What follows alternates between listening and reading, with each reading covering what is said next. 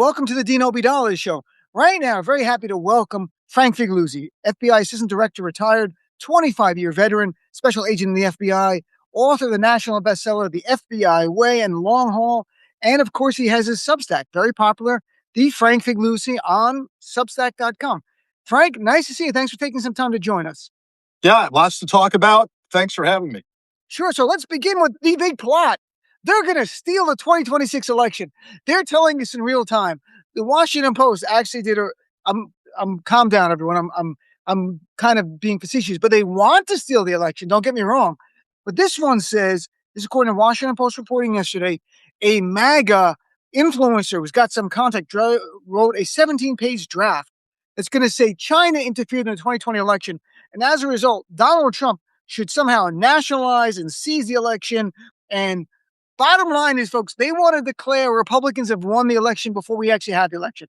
That's all what this is about, everything they're talking about. So what's your reaction to this plot right in front of us that's now in 17 pages about how to steal the 2026 election? Wow. Okay. So look, we've got to take Trump seriously, and the people around him have clearly influenced him. He is a marionette, a puppet being controlled by people. And if the people around him have the right influence, he will not only consider it, but he'll try to execute it. And I think, look, from where I come from, particularly as former head of counterintelligence in the Bureau, the guy who had to think through worst case scenarios so that we would be ready for them. I'm telling folks now, be ready for the likely attempt to mess with the midterms and then as a test run, and then ultimately the next presidential election. What could that look like? It could take so many forms, but we're already seeing, as you well know, attempts at voter suppression. This whole discussion, by the way, that's a trap to fall into, right? Oh, don't you think we should have ID when we vote? Yeah, yes, of course. But we're now talking about producing a passport, producing an original birth certificate, which, by the way, for half the population, at least women, might mean that if they're now having use their married name, it doesn't match their birth certificate. How about the tens of millions of people who simply don't have a passport and can't afford to buy one? So don't fall into the trap of Democrats want no ID. No, we do think we've been producing ID, and it should be good enough that we're on the voter rolls. But yes, that's going to come in a big way. Don't be surprised if you see the red states that might turn purple. Texas right now is in a panic. Yeah. Oh, they're in a panic. And I'm telling you, people are like, oh, he's going to try to pull something in the blue states. No, the blue state governors and attorneys general I think will have their act together and be ready for it. The red states that might turn purple or blue are the ones to worry about, because they're going to try to pull shenanigans like voter suppression, ID. Could we see federal agents at the polling places? And here's the bottom line, as I always say with Trump and his machinations, all he has to do is plant the seed, which he's already done, that your vote won't count, or it's rigged, or, the Fulton County raid showed, Chinese space lasers interfered in Atlanta. Right. And now you actually have impacted the voter turnout. So that's going to happen. But just to remind everybody, on the legal side of this, absolutely unconstitutional for the federal government to take over in any way, shape, or form the elections that the Constitution clearly leaves to the states to execute and administer. I love this. I mean, the Washington Post set off a little firestorm. People should be concerned. After all, Donald Trump attempted a coup in 2020 and incited a terrorist attack. So nothing is beyond the pale. But I like that they gave so much credibility to a pro-Trump activist who wrote a 17-page memo. I'll write a 10-page memo, which we're going to just say Democrats won the House and the Senate. That's the memo. Every page, and will they cover that? No, but you have to, don't get me wrong, I'm not making light of it. You've got to cover it. And the SAVE Act, if the SAVE Act was just about a form of ID, if that's the only thing in it, well, we can work out a way where the federal government and the state funding for the states to give everybody ID. In England and other countries, they give you a voting ID. Everybody gets it. That's it. And let's be blunt, the federal government knows who the naturalized citizens are because they had to be naturalized. So it's in their databases. It's not like they don't know who the naturalized citizens are. So you don't need the birth certificate. You're naturalized. The government can tell you, you can send everyone ID and do a backup if they lose their ID so you can still vote on a contingency. That's not what the SAVE Act is. And Right. not to get into detail, I mean, I've covered it so much, but it's about ending mail-in ballots in 8 states. Yeah. It's about purging voter rolls. It's Yeah. about the limits on voter ID are the things that they think Republicans will have and Democrats won't have, or younger people or groups that tend to vote Democratic won't have. Or no early voting, which again No is early vote. Again, like it's all about controlling voting to make it as hard as possible, hoping only Republicans in bigger numbers will come out. people who can't afford to take the day off of work. They refuse to make it a national holiday, which I believe it should be. Yeah, and by the way, on the interference by foreign governments, absolutely, I'll write a 400-page memo called the Mueller Report. Ah, And who indicted 24 Russians and proved that Putin was interfering to try to help Trump. And if you don't agree with Mueller, look at the GOP-controlled Senate Intelligence Committee that signed off. Oh, who signed off on it? Marco Rubio. I was chair of the committee that said the Russians were absolutely trying to help Trump. So yes, we have foreign interference, but you know what? The intel spooks will tell you. We have successfully defeated, and boy, I hope there's a movie about the behind-the-scenes battle at NSA, CIA, pushing back Russia, China, Iran. Every attempt they made to mess electronically with the election has been pushed back. So don't buy it. and I don't want to make people count on the Republicans in the Supreme Court because you really can't. But if you look at the tariff ruling, the 6-3 with the 3 Republicans who voted with the Democrats on it, the liberals on the tariffs, the way they dissected it is very clear. They were not going to give Trump any implied power. It had to be expressed in the Constitution, or in this case by statute. And I'm not saying count on them at all. I have no idea what they'll do at the end of the day. But I think that ruling, at least to me, and I'll get your reaction, Frank, makes it less likely the Supreme Court's going to give Trump what he wants in terms of taking over state elections, because the Constitution actually says the opposite. Yeah, I think you're right. I think at the end of the day, this will go all the way up if he tries something. And I think at the end of the day, the Supreme Court, with the possible exception of 2 or 3 justices, wink, wink, nod, nod, I think they'll do the right thing on this. It's pretty damn clear in the Constitution. And I'm chatting with our buddy Frank Figliuzzi. So, Frank, let's talk about Iran. There's a lot of news, Donald Trump saying, well, we don't want war, but we have the biggest buildup since the Iraq war now in that region with 2 carrier groups. You've got the Raptor drones on the tarmacs all over. I was listening today to a former military guy who was laying out, I'm like, you got the Kennedy and the Lincoln battle groups or whatever the names were. I think Lincoln and some other group. So what is your take on this? Is it to pressure Iran to make a deal, or do you think he really wants to unleash the military on Iran? Yeah, I think that saner voices are trying very hard to convince him not to do this, and particularly not to do it in any large-scale way.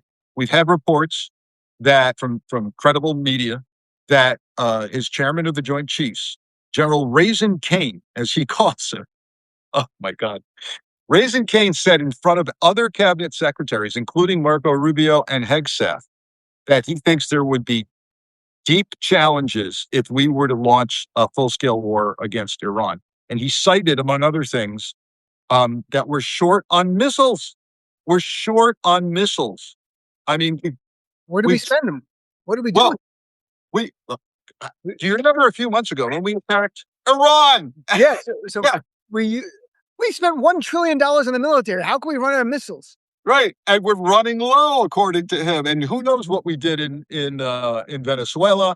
So he's concerned. He's concerned about a lack of allies coming up alongside us. Oh, we need friends in the world. Who knew that? And a protracted war would be ugly.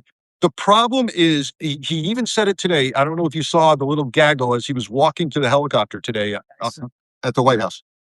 He keeps equating, Dean, the successes he's had against blasting Soleimani, against Venezuela, which is, a 4-hour war. And he thinks that's what happens with Iran. And of course, that's the opposite of what will happen with Iran. Not to mention, they'll attack the hell out of Israel. Our ambassador Huckabee just told U.S. Embassy personnel they can evacuate it at their convenience. Mm-hmm. Holy cow. So we've got a guy who thinks, I've won he's the bully in the playground who beat up two kids easily, and now here comes the new kid who's 300 pounds who's going to kick his ass, and he can't see that. He can't see that. I have to go back to the point that we're running low on missiles. So anyone listening or watching, if you have any missiles at home that you're not using, can you send them to the government because they're running low? Maybe we spend $1 trillion on the military. Trump wants to go to 1.5 trillion, $1 trillion, and we are somehow short. I mean, with all the overages, and they don't pass their audits, the DOD, right. And so that's part of it. So, and look, real quick though, I want to say, because I'm the national security guy, I want to say this: Iran absolutely poses a threat. Trying to negotiate with Iran is a fool's errand. They are hell-bent on destroying Israel. And yes, they want the nuclear weapon. I get all of that. But as just a few months ago, Dean, as you know, we declared that we had obliterated the nuclear program. And now we're a week away from having nuclear material. Wow. And so could that be true? I don't know, but we don't trust this government to credibly present the intelligence to the American people or even to Congress. And look, even back, remember 9/11, General Colin Powell, who I had great respect for, presented to the nation, as you should, the cause for war with Iraq, right? Here are their weapons of mass destructions being moved around. Mm-hmm. Okay. He had little props he was moving around a desk. And he got duped. He got duped. He was either lying or he got duped. I believe he got duped by Saddam Hussein, who was moving stuff around, pretending that he had nuclear weapons. And we've only learned that after Saddam died, and the interviews of Saddam and the interrogation of Saddam proved he was fooling with us. And it's when you mention a week away, Special Envoy Steve Witkoff, who's Jared Kushner's traveling partner, said that Iran is probably a week away from having industrial-grade bomb-making material. And everybody who knows stuff is like, that doesn't make any sense whatsoever. It doesn't matter. It's all lies all the time. Every now and then you hear a truth. I think it's accidental. So you've got them drumming up war. And from what I read, in terms of enrichment, they want to go back to the deal that Obama reached years ago. The JCPOA. They want to go back to that same levels. Trump ended that deal in his first term. We would have had that deal in place right now. Yeah, but by most reports, that was working. Right, that's exactly. So they want to go back. It's kind of remarkable. I want to touch on a topic that you flagged for me. I did see media coverage, but it's kind of gone now. And that's the Tulsi Gabbard, who's DNI, Director of National Intelligence, the whistleblower cover-up. And that earlier this month, we learned that some unnamed U.S. intelligence official accused Gabbard of wrongdoing. It seems like maybe a cover-up. Don't forget, we don't get all the information.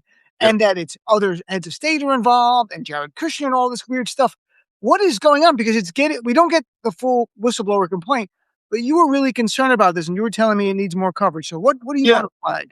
Yeah, I mean, add this to your list of likely cover-ups of the Trump administration. So in a nutshell, here's what happened.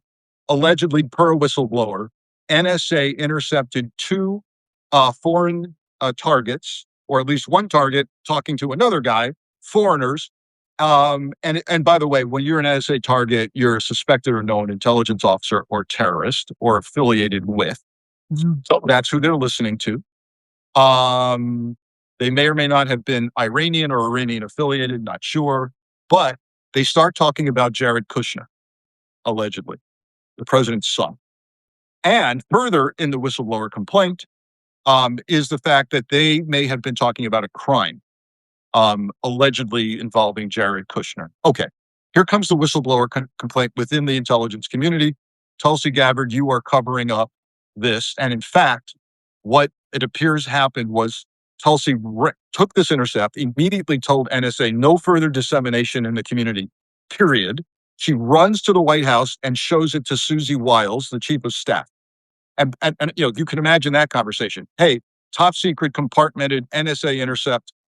Jared Kushner's being talked about by two bad guys in a bad way.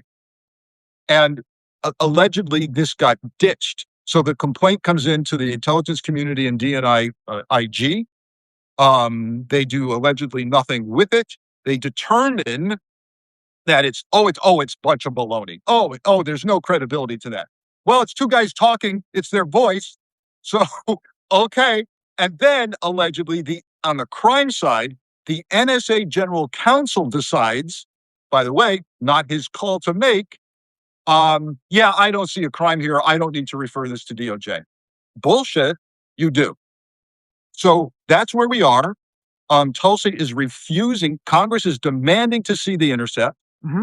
Tulsi shows up in a skiff on the Hill and shows them a heavily redacted version to the point where the intelligence members come out going, I have no idea what this says. I don't know. There's black magic marker all over it. Right. That's where we are. And all I'm saying is, I don't want you to talk top secret compartmented to the American people. I want you to show a handful of Congress members who are cleared what in God's name this intercept said about Jared Kushner. And it's not happening. And what I also noticed is that Gabbard was legally required to share with key lawmakers within 21 days this whistleblower complaint. It took 8 months before select members of the committee were granted because it was a cover-up. And because they think, because of Donald Trump and what he got away with, they believe they're above the law because they know Trump will pardon everyone when he's leaving. I mean, there's no disputing that. Everyone will get pardoned. But in between now and then, though, he's going to pressure them to violate the law, laws like this, or even criminal statutes. I mean, we're going to see down the road because if you don't, you're not getting your pardon later. So if you're in for, a pound, you're in for, what is it? For a penny, you're in for a little bit here. It's like, you've dealt with the mafia.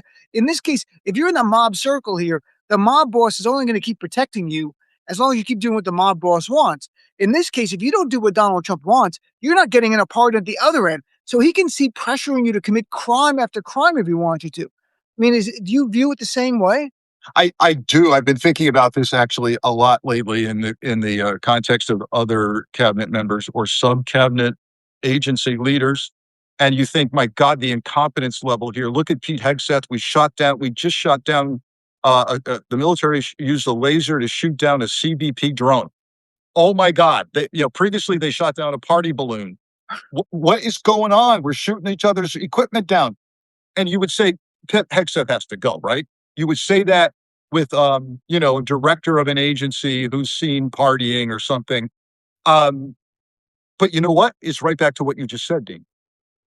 He can't let them go because they've proven their loyalty to him. They know way too much.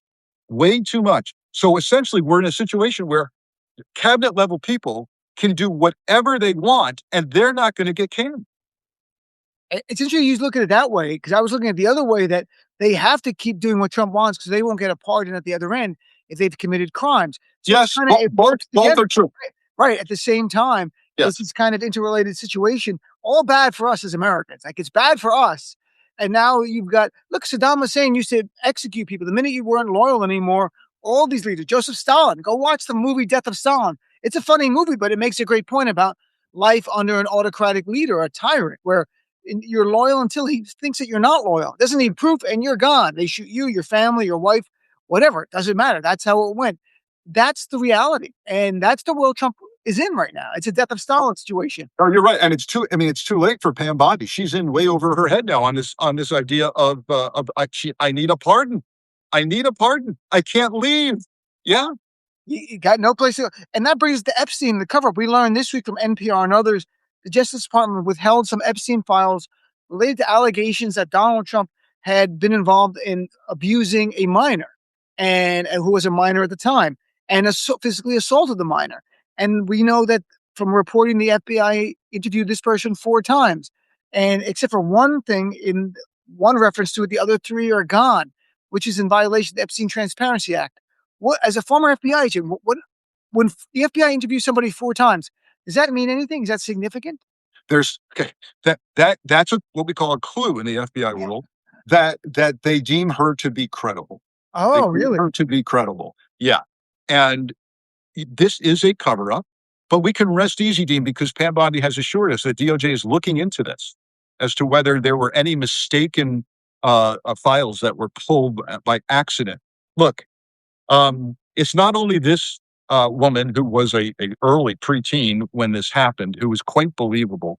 There's another victim survivor who is so credible in her allegation against Trump because the DOJ found she could be used credibly in the prosecution of Ghislaine Maxwell. So, as you know, you can't have it both ways as a prosecutor. You can't say, well, she's very credible. We'll use her against Ghislaine, who was convicted. But her story about Trump is not credible. You can't do that. You can't do that. So it's either credible or she's not. And that person still has not been taken seriously with regard to Trump. So, yes, there's a cover up. Expect more nonsense to come out of DOJ about this. And the thing that really winds me up, in case you haven't figured that out, this when Pam Bondi is asked what's going on with the half the files not being displayed, she says, well, there's four buckets that they fall into. One would be pending investigation. Oh, really? Really? You have a pending investigation involving what? The president of the United States? How about this? The next bucket I love. Well, privilege. She kept saying in her recent testimony, privilege, privilege. What privilege? The attorney-client privilege, meaning what? A victim can't waive her attorney-client privilege? What are you talking about? The only other privilege is executive privilege, which means what? That the president was raping children as part of his official duties? What are you talking about with regard to privilege? She doesn't explain that. Well, all she does is go to the hearings, is combative with her little notebook with opposition research on every Democrat and attacking them.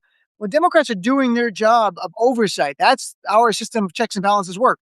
Congress is oversight the executive branch. She won't let them do that because they believe they're above the law in the world of Donald Trump. So look, you've got that cover up going on protecting Trump. Then you have the broader cover up. You know, there's over 1,200 victims according to DOJ. You have numerous women who have been at the hearings begging for accountability, who want to work with DOJ to prosecute the people who abuse them. And DOJ's like, nothing to see here. Let's move along. And this is, to me, this is a cover up in real time. We're watching a cover up where the victims are clamoring for justice right in front of us. And Pam Bondi doesn't even want to investigate. Todd Blanche, the second commander, we're done. It's over.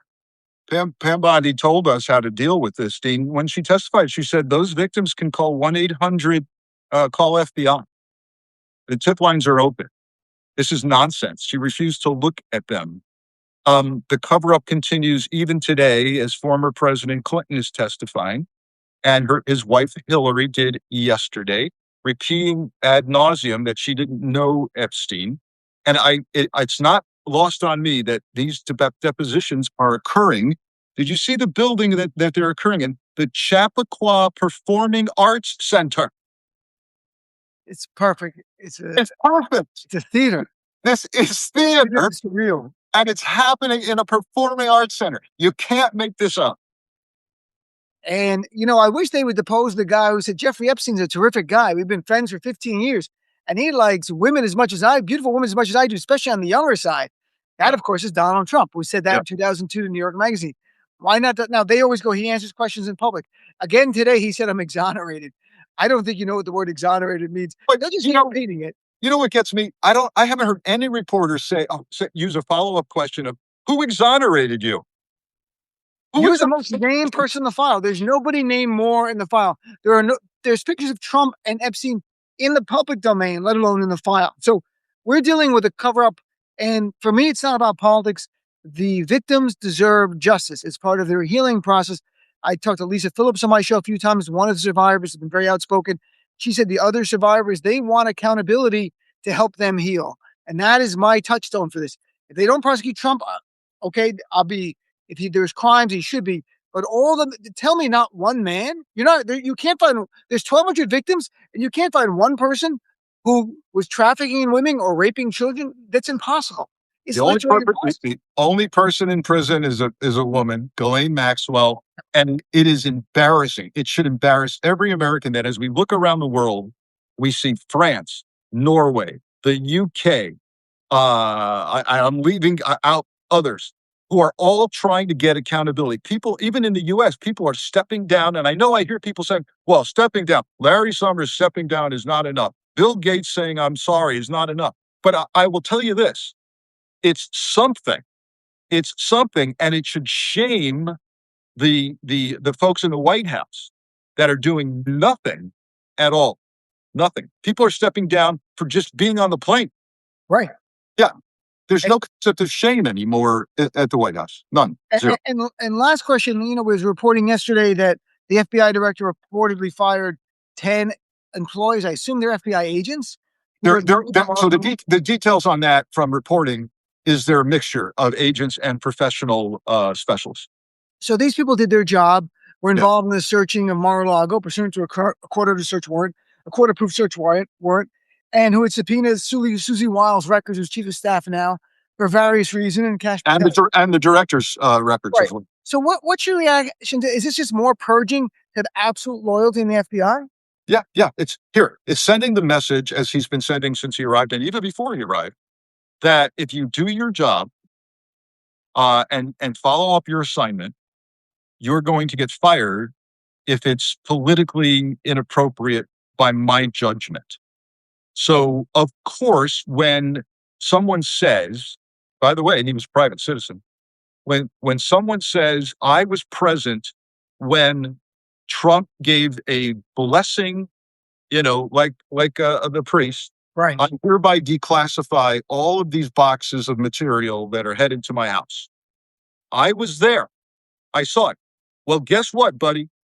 You're going to be coming to the grand jury. Well, I'm going to require immunity for the grand jury testimony.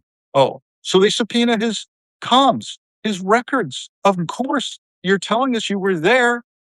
That's an investigation, Dean, and you get fired for that. It's sending the message, and I don't know who's going to be left, quite frankly. Kash Patel. It'll be Kash and a handful of people from the U.S. men's hockey team, I guess. I don't know, maybe they'll bring some of those guys that could. Not the women's team.